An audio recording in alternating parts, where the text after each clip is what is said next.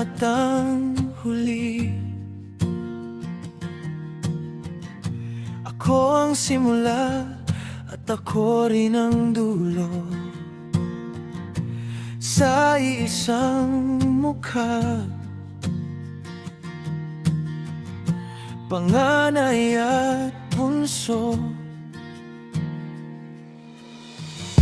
Walang kapatid na pwedeng asahan.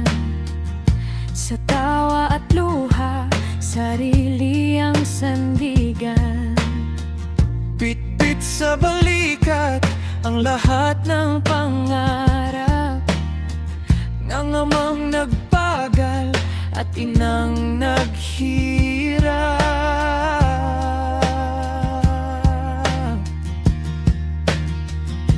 Ako ang sagot sa bawat dalangin, kaya't bawat kilos ay dapat alisin ng duling.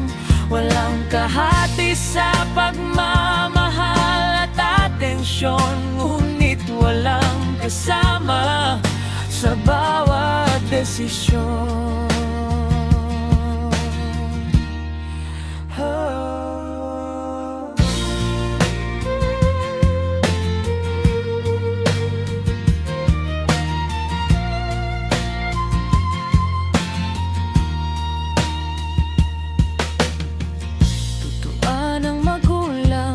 Tumala at humina sa aking mga kamay ang buong pag-aaruga. Mapalad sa tingin ng marami at iba, dahil ang lahat daw ay sa akin napupunta. Ngunit sa gabi kapag tahimik ang bahay, nangungulila sa kalarong karamay sa buhay. Ako ang panganay na dapat maging matapang. Ako ang bunsong nais lang ay pangkandong naman sa mundong ito na mag-isang lumalaban. Sulong anak, buong lakas ang taglay sa katawan.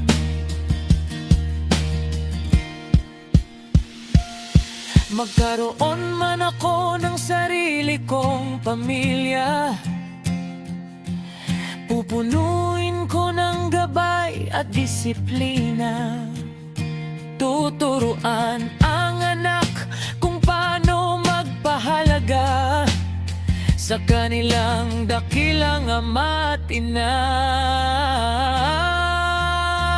At kung sakali mang lisanin ng mundong ibabaw ng dalawang taong sa akin ay nagbigay tanaw, ako'y mananatiling nag-iisang bantayog ng kanilang pag-ibig.